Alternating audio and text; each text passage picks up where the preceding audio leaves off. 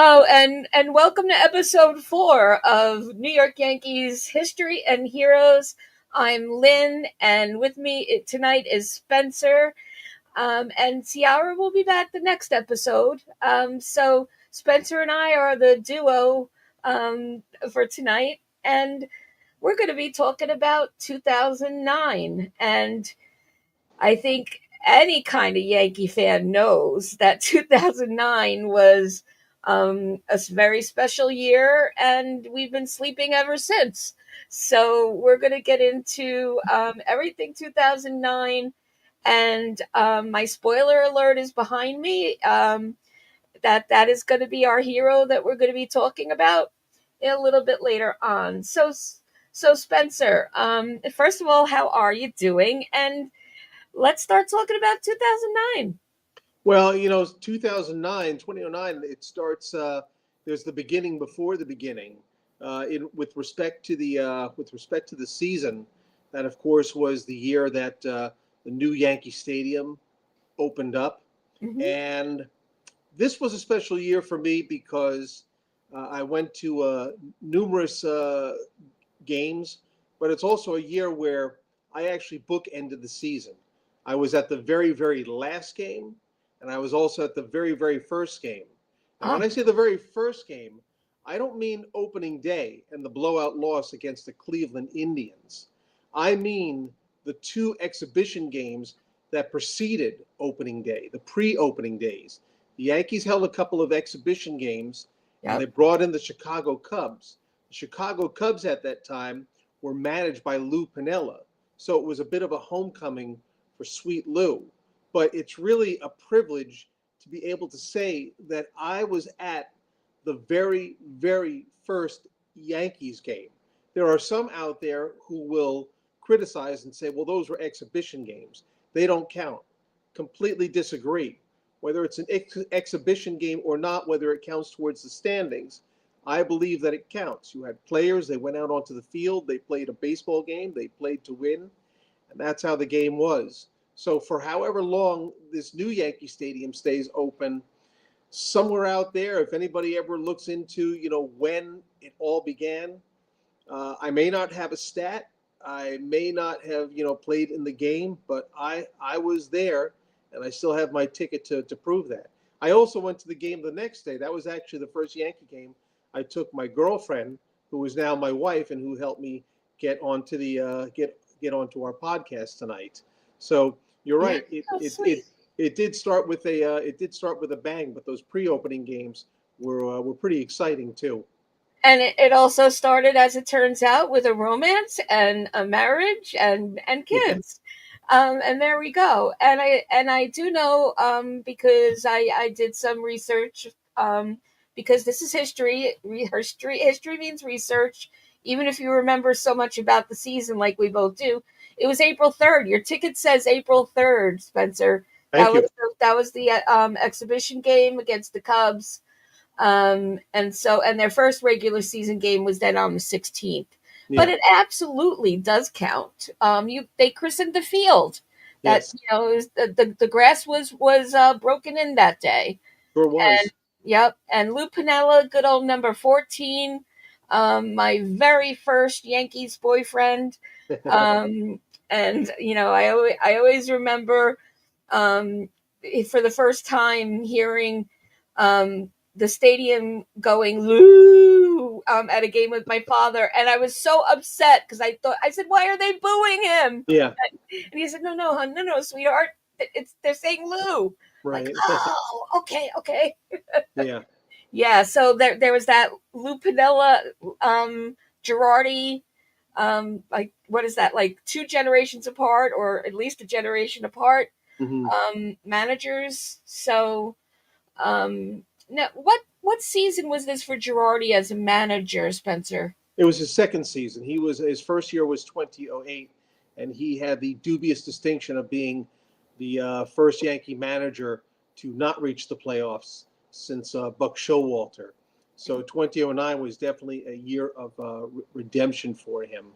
Um, so, well, that's really all you have to say, I guess. Yeah.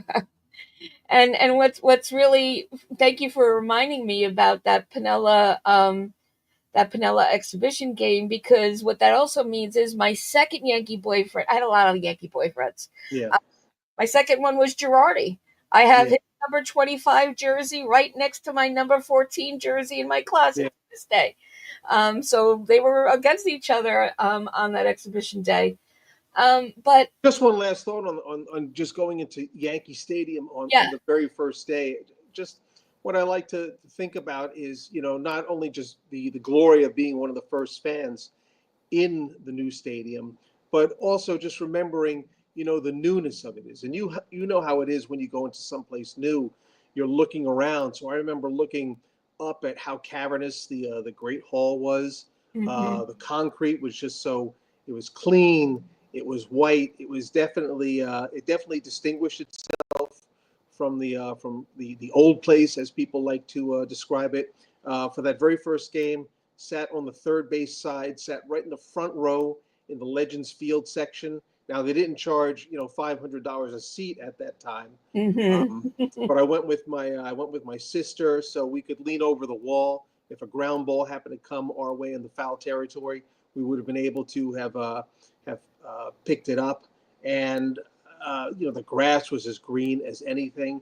But it was really just fun, to be able to look around. And I remember thinking to myself, we finally have a brand new stadium.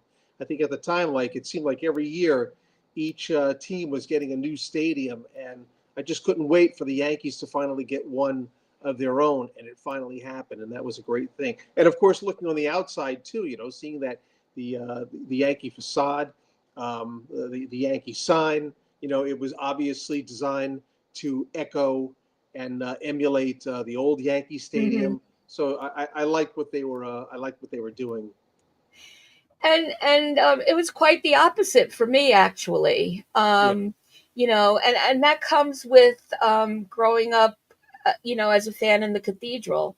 um yeah, and and I was I understood why it had to happen. I mean, there was so much mini constructions and reconstructions and yeah, fixes, and the spell we had over in Queens, and so on and so forth. I knew it had to happen, yeah, but I walked in, and I was there for the first homestand, not yeah. not for the exhibition game. But I walked in there kind of snooty, just like, yeah, okay, go ahead and impress me. And I just remember thinking, doesn't smell like the stadium. It's like, Yeah, where's the aura? Sure, everything was shiny and new, but I was just missing the creakiness and just just everything was so white. I'm like, no, this isn't what, the frieze around the stadium should look like. It's too sparkly. And so it took me a minute. And of course, it didn't take me that long, but yeah, all you have to do is go through the Hall of Heroes, yeah. and you're sold. But it did take me a minute. My seats were on the terrace level. A um lot of fans are going to think like you, Lynn. No doubt about it. I yeah. hear that. I'm just I'm in the different segment of fans. But I will say that when we got to opening day, and I remember CC Sabathia started against the Cleveland Indians. Now I had bleacher seats. I was in section 201, and what I discovered is that at my section, 203 was the last section before they had a series of not souvenirs, but concession stands, that would go across, almost directly across Monument Park. But what had happened is it was designed where next to my seat on the bench was a big wall that obstructed center field and left field. So, yes, I couldn't see the left fielder. I couldn't see the center fielder. It was completely blocked out. Now, the bleacher seats at the time, they were only charging $5 a ticket. They've gone way up, since 2009. But it's a situation where you get what you pay for. Yeah. On opening day, ESPN ran the game as well, and they had a camera crew there, and they were interviewing people. I was one of the people that was interviewed, And in my interview, I didn't hold back my criticism of how the Yankees had this wall that was obstructing the bleachers.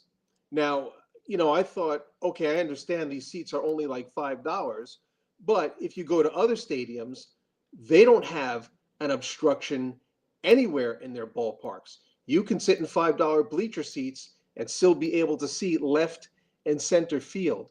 So that Right. was something that was very unsatisfactory. And I stated it to ESPN. And you know something, Lynn? That clip of me can still be found. If you go to the ESPN 30 for 30 series, it's the house that Steinbrenner built. Oh, And somewhere after about an hour and 20 minutes, a guy with a big Yankees jacket and a Yankees all and a dressed up cap. in his Yankee gear is there talking about how crappy the new Yankee Stadium is. And I'm glad that the Yankees didn't see it. And if they did, I'm thankful that they didn't rescind my season tickets. 'Cause that would be a George Steinbrenner thing to You're do. out.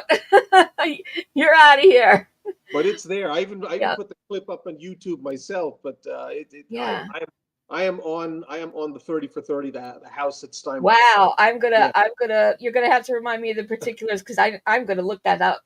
Um, so 2009 was also a season where the dynasty team was beginning to age, and you know, so like for example, Musina retired in the off season, so Moose was gone. But we also got some exciting new players in, and Yeah. those names are going to be very familiar. The people we acquired in the off season.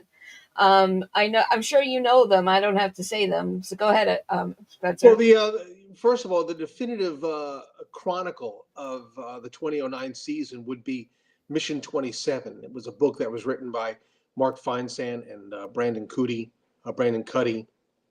and I read that book a couple of years ago. I keep it like a diary.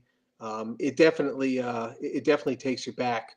At that time, Brian Cashman saw that something needed to change with the Yankees. Considering their struggles in the postseason the last 5 years.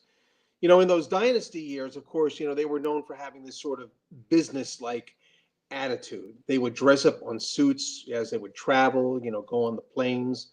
There was no joking. There was no. It was almost a humorless kind of a situation with the Yankees, and it was wearing thin. The older guys, Posada, Pettit, they were getting older, and the team was getting a little bit younger, and that kind of attitude just wasn't working anymore.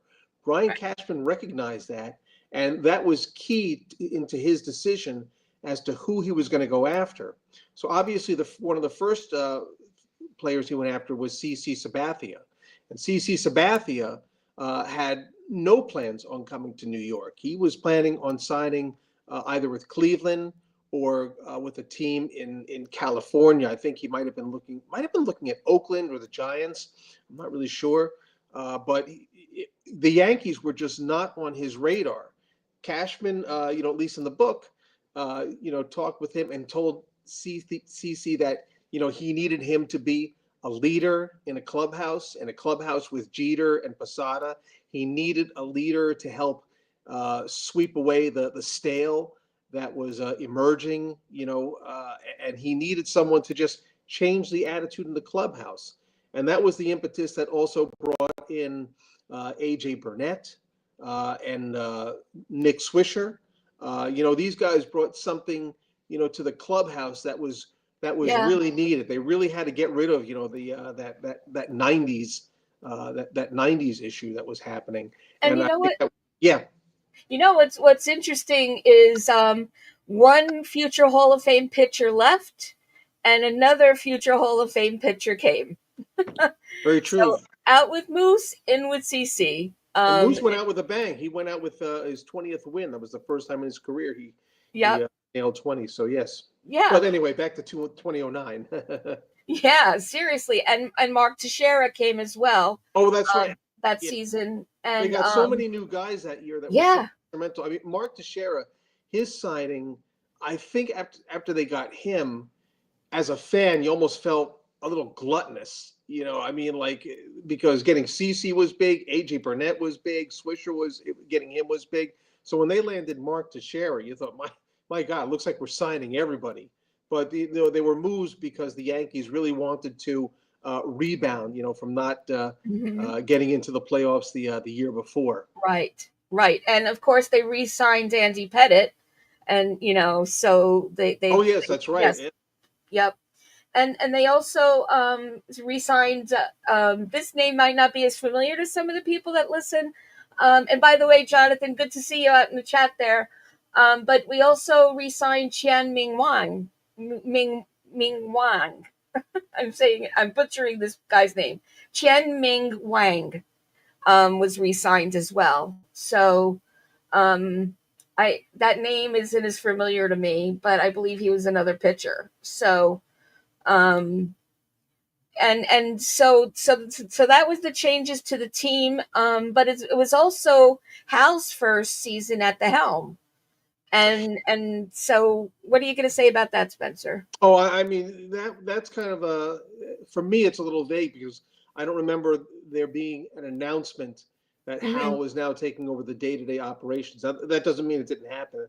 It may mm-hmm, just be it was something that I don't particularly recall. But I do recall that now you were seeing Hal Steinbrenner's face. You didn't see George Steinbrenner. mm-hmm. The last time I saw George Steinbrenner was at the 2008 All-Star game, and we later found out that his dementia had really set in.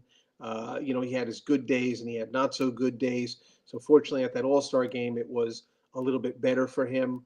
Um, but yeah, Hal was really taking he was taking the reins, and he was also taking the reins over from Hank Steinbrenner. Hank was initially supposed to be the face of the leadership of the Yankees, but Hank was too much like his father from the '80s, and he actually relinquished that role to Hal Steinbrenner. Hal had a different approach, a different attitude, and of course we know that Hal, he really wasn't interested in running the team at the time that he was recruited by the family, to take over as CEO. We know that he was interested in the Steinbrenner hotels and other things not related to baseball, but he settled into it, and he's done pretty well. I myself am a fan of Hal Steinbrenner.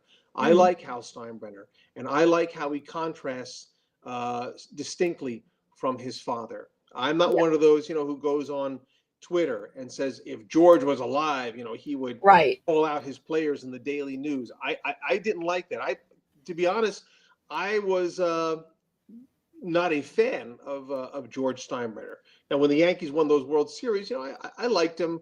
I liked him for that, but I just never forgot the '80s and how he basically ran the Yankees into the ground in the '80s. Right, So that's right. I like that Hal was calm. I like how he was a regular owner. How he's only on occasion went before the cameras, and I liked his. I liked the fact that he was money minded. That he wasn't going to spend beyond the limits to put together any type of roster. That was a big mistake that George Steinbrenner did. As the '80s progressed. So I didn't mind it. I liked having a sensible minded owner. Right. And that's another thing that to this day, that parsimonious aspect of Hal is not the favorite attribute of most fans. And then perhaps what they, those that do remember the George years, miss, highly. So, and George stepped down and passed the torch, but he was still on the board. And I'm sure he was the shadow, whispering in Hal's ear for as long as he was able to as well. But this was also a season where that Boston Yankees rivalry was still really alive and popping. It wasn't so far removed from the previous World Series that they were in contention for, and they were second place to us that season. But by 8 games, so it wasn't a squeeze. But they were definitely in contention, and obviously must have gotten a wild card spot. Yeah. But I'm a little foggy on that. Well, we know this was recently talked about in the series at Fenway. That was the year that, for whatever reason, the Red Sox they won the first 8 games against the Yankees. Yankees were 0-8 going into the middle of the season, and they won the final 9 games. So they actually won the season series against Boston, 9-8. But it wasn't really the way you would want to go about it. It Yeah, wasn't like they win, we win, they win, we win. It's like yeah. they did it all in one bunch. Yeah, and by the end of the regular season, the Yankees had won 103 games and lost 59. So their team average was at 636, and Yeah, next to them were the Red Sox at 95 and 67 at a 586. And then from there, it was the Rays, Jays, and Orioles. Gosh, the Orioles had a team average of 395 for the season. So they were at the bottom there by far. sure. Yeah. And I just thought for fun, I'd go, for folks like us that were there for these players, and these are going to be names that for our younger fans, they've heard through old timers days and so forth. But this was a team that had Melky Cabrera, Robbie Cano, Yeah. Francisco Cervelli, Johnny Damon. I think this might have been his first season with the Yankees. I'm not sure, or maybe the second. My Brett Gardner I think it was his second. second. He Yeah, might have been on the 20. He might have been on the 2007 team, but I won't swear to it. But yeah. I'm not. he was already with the Yankees at that point. But no matter. Yep. And Brett Gardner still had hair, but he was there. Um, and then Derek Jeter and Hideki Matsui, who I love so much. When I was looking at the 40-man roster, Yeah. I squealed like a girl so many times reading these names. I was a fangirl all over again. And of course, Posada. And you mentioned Swisher. I mentioned Tex. And then for the pitchers, my goodness, Mariano Rivera. So another Hall of Famer was right there. Phil Hughes. Remember D-Rod? Remember David Robertson? Yeah, that Uh, was his first season. yeah. Um, and and we mentioned what about Phil Koch? That was somebody I hadn't thought about in a while. Yeah, he was very effective. We got Phil Koch at the right time. And just to swing back a little bit, Phil Hughes, that's an interesting case. I was actually at Phil Hughes's very first game in 2007. He pitched against the Blue Jays, and of course we recall that Phil Hughes, he was brought up with this next big thing kind of a fanfare. It didn't work out that way. Phil Hughes was relegated to the bullpen, but he became very effective coming out of the bullpen. He was a big piece, and he served the team very well. Yep, And they wouldn't have been able to have had the season they had if it wasn't for his bullpen effectiveness. absolutely. And then when it came to the postseason, obviously, we were first in our division, and then we had the ALDS against the Twins. Do you remember that series? Well, not only do I remember, but this postseason was very special for me because I went to all of the home games in the postseason. So I was at Game 1 and Game 2 of the American League Division Series, and of course the highlight of I think it was I can't remember if it was Game 1 or Game 2. I hate myself for not knowing that because I'm usually good at these things. But I was at the game where A-Rod hit the game-tying home run in the ninth inning, and he had been struggling uh, famously, in playoffs, and it was good to see him get such a big hit like that. And I think Mark Teixeira, he hit a game walk-off home run in that series.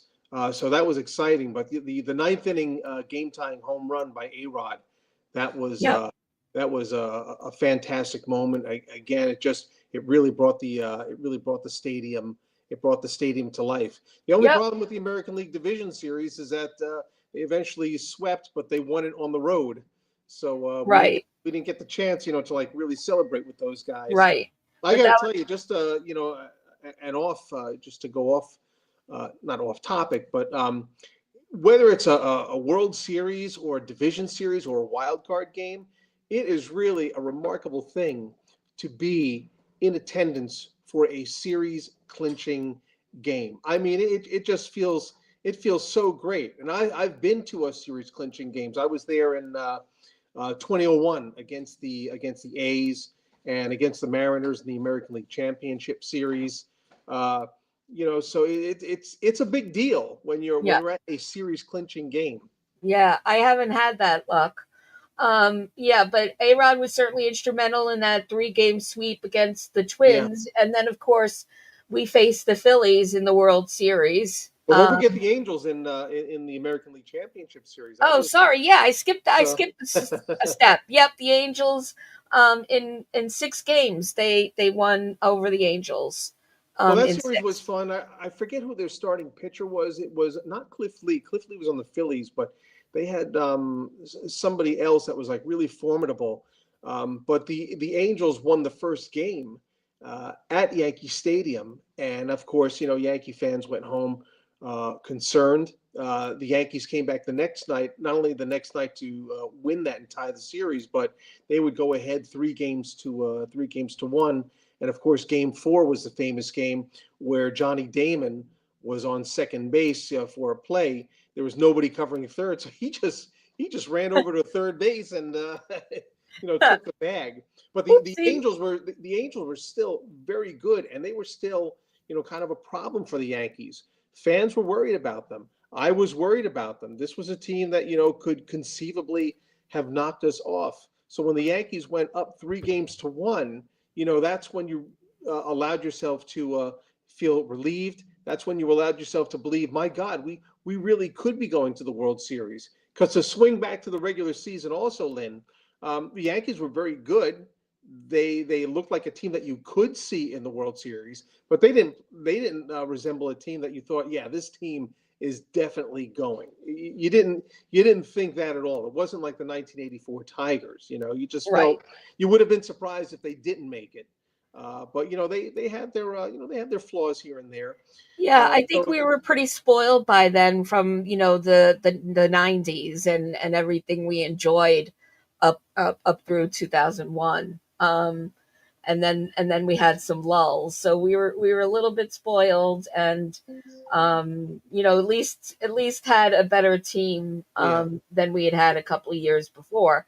I Um, remember from that Angels series, the Angels won Game 5 in Anaheim, and they had to come back. But that was great because that meant the Yankees could win the series in Yankee Stadium. They did. I remember thinking, wow, this is great. I'm at another series clinching game. And I just remember that the celebration was by third base. The players piled up by third base. Now, I couldn't see because I was all the way in the bleachers for this, but I like to believe that they did that because there was an acknowledgement that it was Alex Rodriguez going to the World Series the first yeah, time. It was the first time for a lot of other players, but I yeah. think the spotlight was definitely on A-Rod. Yep, and so we're going to segue to our hero of the episode in a second, but just to close out the postseason, so I can now talk about the World Series. It Now was you may talk about the it, 2009 World Series. it was a game 6 win for our 27th ring, and who was the MVP, Spencer?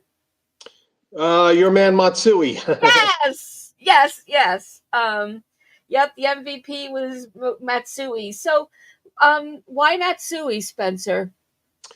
Well, thinking back to that series, before I comment on Matsui, as a season ticket holder, this was the last time that they would give me home game seats for all the home. Let me start that over. This was the last time that they would give me seats for all the home games at all the potential home playoff series. Now I get it for every other game, and that's because my season ticket plan, is for every other game. It's called the Yeah, 41 game plan. So I'm fortunate, that I was able to go to all the home games at that time. right. 2009 game 1, that was a little bit of a downer. Remember, we played the Phillies, and in that game we went up against Cliff Lee, and Cliff Lee was fantastic. I forget if the Phillies won 2-0 or 4-2. It was a low-scoring game, but he really kept the Yankees at bay. And at the end of the game, of course, fans were, we were nervous, because the Phillies, they were the defending champions. Yep. They were looking good, and they had a very, very good team. Ryan Howard, Jason Worth, um, all those guys. They Yeah. were they were really good. So they were not a pushover. Yep. Just like in the year 2025. So the first night I went with my girlfriend at the time. Then the next night I went with my sister, and at that night they gave everybody World Series towels. A little sidebar. I used to use my towel. Like I'd go to the gym, I'd wipe off with it. It was just a towel, no big deal. Then I started getting nostalgic about it. I started having this need to have something unique that would validate that I was at the 2009 World Series. I thought I had thrown it out, but I was lucky enough to find this, World Series wavy towel sponsored by State Farm, and it had some stains on it. I put it in the wash. It's a little faded here and there. But Lynn, man, I tell you, I got that thing cleaned up, and that thing is in a frame, and Oh, it's hanging in my that's my it. man cave, which happens to be in my garage. I don't really And have a I'm man sure cave. State Farm is insuring it to this day on your Yeah. policy. One thing I Um, remember from Game 2 as well is State Farm had like a big whiteboard, and it allowed fans to autograph it, to wish the Yankees luck. Um, And that second game, that was a tight game as well. Also, it didn't start off so well. I think the Phillies scored first, and going into the later innings, the Yankees were still behind, but they eventually caught up, and they pulled out the win. And it was just really great hearing the stadium, have that exhilarating to feel that exhilaration from a World Series win. And then going into Philadelphia, we eventually went up 3 games to 1. I mean, I couldn't believe it. Going into Philly, I mean, you're hoping, okay, I would have lived if the Phillies were up 3 games to 2 going out of that series. You certainly had some fears and reservations that the Phillies, they could have won it. They were right. that good. Nothing was guaranteed. And that was also the series where A-Rod, I think in game 4, yeah, game 4, he hit the home run into the camera well, and there was some confusion if the ball went out or if it was fair, and there was a discussion amongst the umpires, but it was ruled a home run. And again, I was happy for that guy because we knew that he had struggled in 2007 and 2006. 2006, if you recall, he was dropped down to eighth by Joe Torre. So that's how bad things were for A-Rod. So that was a big shot for him. And again, like when they won those games, I thought, my God, we're ahead of the Phillies 3 games to 1.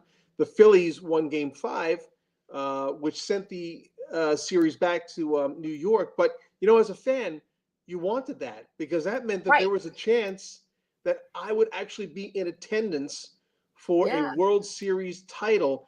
And really, that's why I wanted to become a season ticket holder, was for the chance to be in the presence in the Right. stadium for a World Series title. And now Yep. it finally happened. It didn't happen in the year 2000. That was my first Yeah. season ticket holder World Series. We know what happened in 2001 and Yeah. 2003. So I mean, like, it's really hard, like for these things to That's to right. line up. If you That's look right. at Boston, like they've won multiple World Series. I don't think they've won any of the World Series in Fenway Park. I don't think they won a single one. They won in St. Louis. Yep. They won in Colorado. They won in Los Angeles.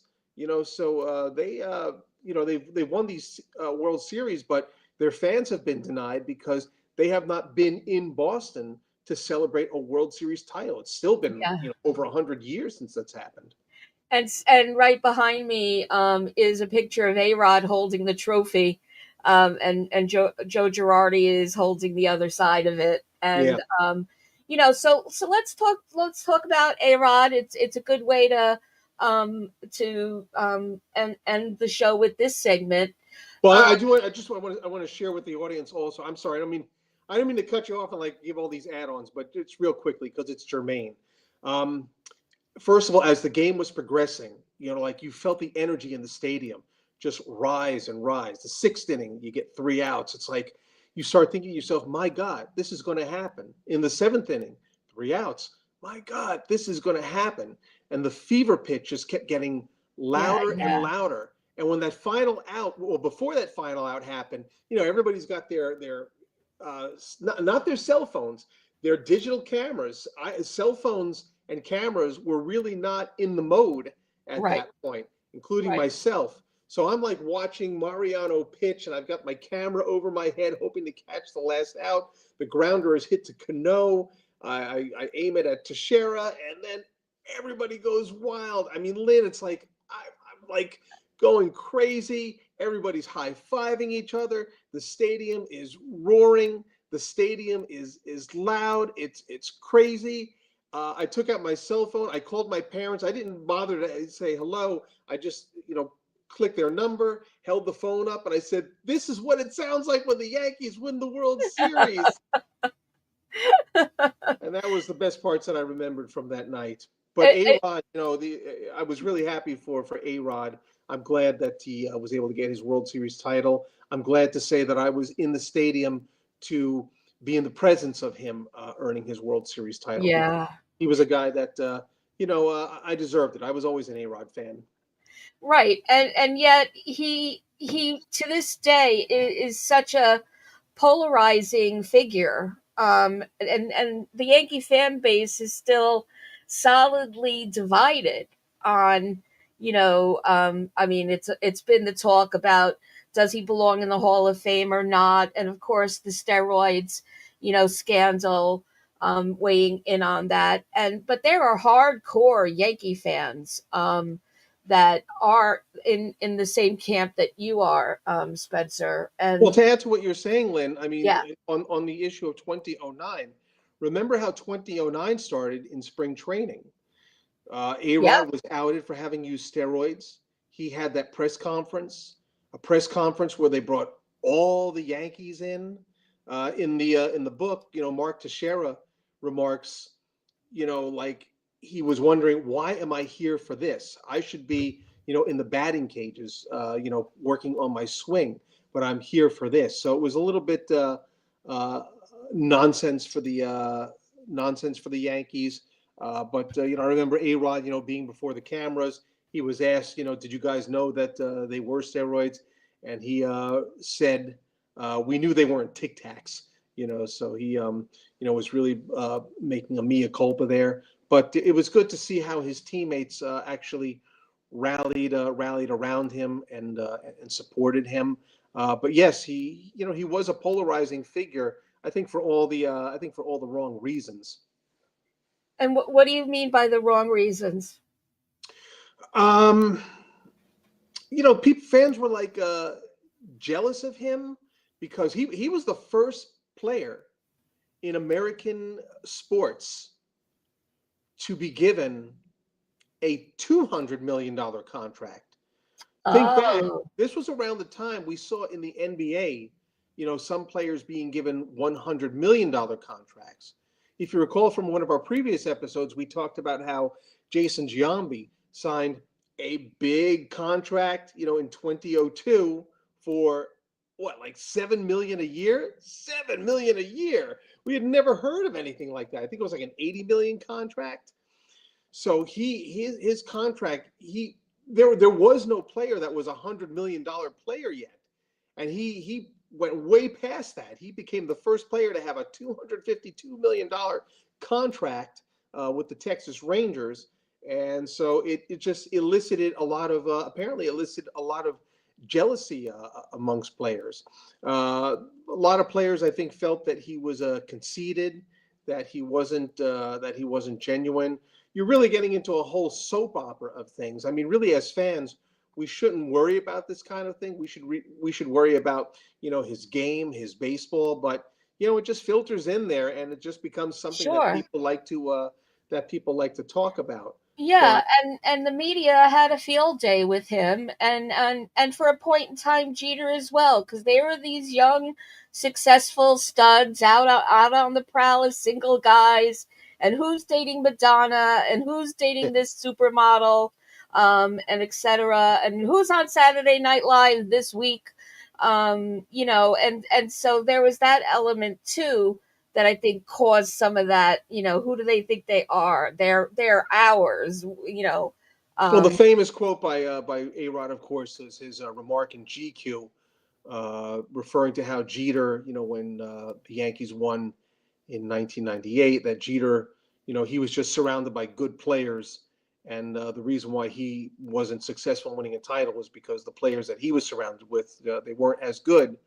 And I think he was implying that if you switch the two, if you put him on the Yankees and Jeter on the Mariners, he would have been the one winning those World Series and going to the playoffs and getting Yankees glory. right. It got back to, and of course we know that it significantly fractured, their relationship. Again, I really hate to talk about this stuff. I Yeah. am not like a soap opera guy, like Right. Yeah. I hate that I even know it, but it's hard not Yeah. to know it.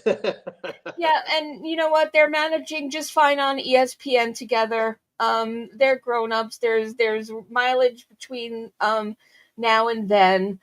Yeah. But I just want to share for those that just listen through audio and not watching this video. I want to put down A Rod's numbers to prove why he does deserve being spoken of as the hero. Yes, he's not the MVP for that World Series, but when you put your lens back and you look at his years in total as a Yankee, here's his stats, and I'm going to just run through them. I put them in the chat. So 1,509 games. His average across the years 283. His on base percentage 378. His slugging percentage 523. 351 home runs as a Yankee, and he was with the Yankees for 6 years, I believe. 1,096 RBIs, number of runs scored 779, not too shabby. Stolen bases 152, and of course got his ring in 2009. Now those are the numbers of somebody that isn't a polarizing figure. That's a Yankee superstar and an icon of sorts.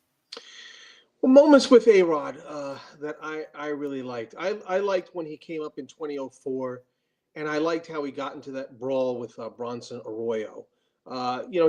He's so connected to Derek Jeter, and he's so contrasted to Derek Jeter. One of the things that I really criticized Jeter for was, not being a ball player on the field. He always seemed to carry himself in a way where he wanted to protect his image, wanted to protect kids. He didn't want kids to get like a bad idea about him if they saw him brawl, if they saw him argue or get kicked out of a game. I don't advocate fights. I don't like fights, but I was glad to see that, in that moment, that A Rod, wasn't going to he wasn't going to back down. Like Bronson Arroyo, he threw at him deliberately. It ticked him off, and he wasn't going to back down. And it's a famous fight. We all remember Jason Varitek, that picture of them, like, with their hands in their faces. It's a pretty good shot. That Oh, okay. I thought I Yeah, lost you for a I'm second. with you. That was a Cleveland series, right? Boston. That was against the Red Oh, Sox. That was Boston. Sorry, the famous Varitek. 2004 Yeah, series. right, right, Um, right. what else? In 2009, going back to that season, that was the year where the Yankees played the Mets on a Friday night, and the Mets were leading 8-7. The ninth inning, A Rod pops up with the bases loaded, and I think it was Santana on the Mets who missed the pop up, and the Yankees walked it off with a 9-8 win. That was A Rod there. I remember A Rod, distracting the Blue Jays infielder on a pop up. He's running between second and third. He goes, ha! And that caused the Blue Jay to miss the ball. That served the Yankees well. They'd eventually win that game. That was good. A big moment for A-Rod was his 3,000th hit, just like Derek Jeter, was a home run. That was terrific. I was glad to see that happen for him.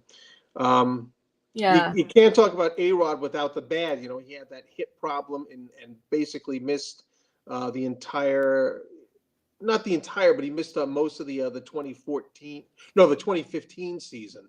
Mm-hmm. No, 2014. 2014 he came back, but 2014 is when he got suspended and he was out, for the entire 2015 season. When he came back in 26, am I right about that? No, No. I'm wrong, Lynn. I'm wrong. Yep. 2013. Sorry, That's okay. 2013. He missed the beginning of the season with the hip. Came back in briefly, and then was later suspended. Missed the entire 2014 season because he missed the entire year of the celebration of Derek Jeter and his retirement. So when he Yeah. came back in 2015, you didn't really know what to expect from A-Rod. He was a little bit older. Now he was supposedly off the drug enhancers, and you didn't know what to expect. But the guy hit 30 home runs and propelled the Yankees to the very, very first wild card game that would be held in Yankee Stadium against the Astros. And as we all recall, he needed 2 home runs and 7 RBIs on the last game of the season to finish with 30 homers and 100 RBIs, and he did it. Yeah. It was amazing. That was Yeah. really an amazing moment, Yeah. for A-Rod. I was so happy he was able to do that, and it made you think, man, the guy still got it, and it also made you think, well, he never needed those Mm-hmm. steroids. He never Right. needed those things. It's really unfortunate that he felt that he had to have it. Yep. He was misguided, and so, and there's several right behind him. Yeah. Some of them that are in the hall, but that's a whole other episode. So as we wind down here, so there are some similarities between 2009 and the season we're in right now. And it's funny, Spencer, when you talked about Jeter and as the captain, and how he was, stoic and clean cut Yeah. and not like didn't know how to go street in a game. Yeah. That's kind of like our current captain, who you'll never see start or jump in. He's the one breaking guys apart, if anything, if there's any involvement. Well, I think it's just that no pitcher has been foolish enough to antagonize him, to give him a reason to go out and Right. charge. I think he would. And Do there you? was a game earlier. There was a game earlier this year.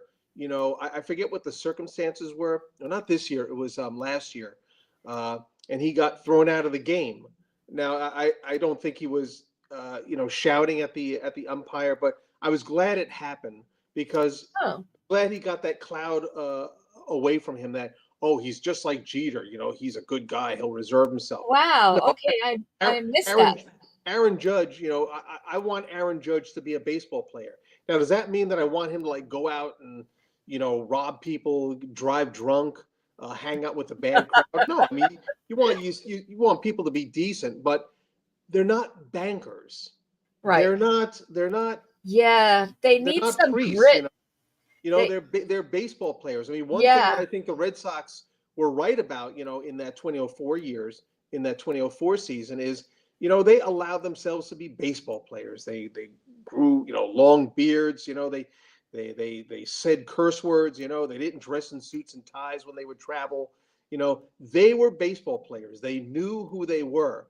I think that's, between 2004 and 2008, the Yankees lost their identity. Thus, the clubhouse culture change that we talked about earlier going into 2009. Yeah. But And maybe we're seeing some of that now because yeah, 2025 was the year of the beer policy going away. So yeah, and maybe I think maybe there's a little bit of synchronicity here that we could capitalize on and get 28. I would agree with that assessment. I mean, after this recent losing streak, I've had people, text me directly saying, this team is not a World Series team. Well, my answer to that statement always is, what does a World Series team or what does a World Series winning team look like? Does it look like, the Arizona Diamondbacks in 2023? Does it look like the Texas Rangers of 2023? What does it look like? Exactly. Because really it's really just a matter of, who's hot and who puts together the best game, during the playoffs. That's And right.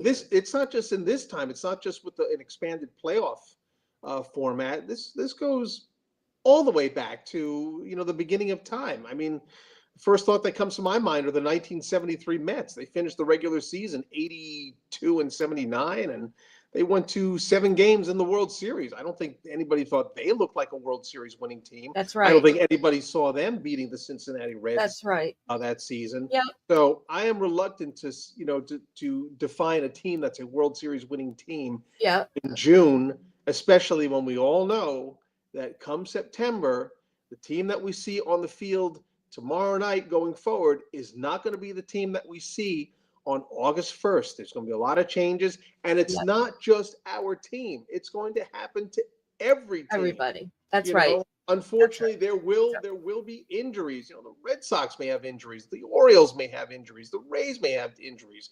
The Rays are going to be playing the majority of their games on the road. So you don't know what a World Series looking team looks like. Nobody Mhm. knows. We just have to finish and get ourselves into the playoffs. Now, of course, when you get into the playoffs, yeah, you don't want to see a team that looks like they're playing 500 ball. You don't want to see a team that's riddled by injuries, has uncertain pitching. You want to have your best and you want to be among the best. But that's only part of the equation. The other part of it is execution, and Yeah. execution is a very tricky thing. You can't just do it. It's Right. like it's a balancing act.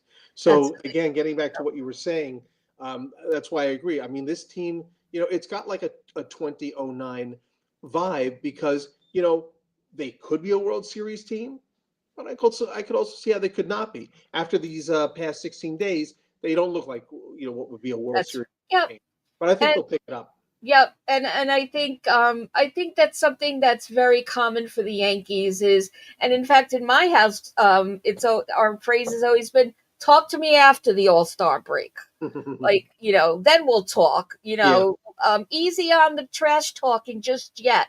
yeah, But it's not going to be June in a few days, so time's drifting away really quickly. yeah. And so I think this is a good place to stop at the hope and the dream that will make the postseason and go all the way and have that trophy at the end. All those things are still possible. We just need to clean up some baseball IQ, and wake up some bats and get some commands at the plate and all those things. But who am I but a Monday morning quarterback or the baseball version of that? So Listen, baseball is a baseball game is the totality of all the plays whereby in the end one team has more runs than the other. right, Sometimes it'll be by 1 run, sometimes it'll be by 10 runs, but that's what a baseball game is. Every game is a story unto itself. And yes, what we really have to do is we have to hope that the totality of the plays that we make that result in us having more runs than our opponent exceeds those games whereby we finish with a less runs than our opponent.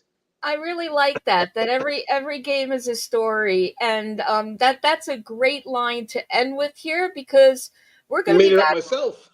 Yeah, look at that. That was an excellent segue, unplanned segue, because we'll come back with more stories on an off night in the future. And I have a feeling we're going to leave the 2000s for a while and head back earlier than we have so far. And, just for those of you in the chat, those of you listening afterwards, if you have an idea or a request about a particular decade or year that you're interested in, put a comment on the on Facebook, or on this YouTube channel, and let us know. We'd love to know what you're interested in, but we're also happy to talk to you about the things that we're interested in. But yes, please weigh in on that. And Spencer, it's been a great conversation with you as always. Yes, Thank you. indeed. Thank you for all the knowledge and for your memory. You picked the That right year. Yeah. But I think I could pick any random year, Spencer, and you would have the same kind of knowledge to bring forward. So thank you so much. And looking forward for another episode of New York Yankees History and Heroes. Thanks for listening now. Thanks for listening later. And let's go Yankees. Have Let's a go. good night. All right.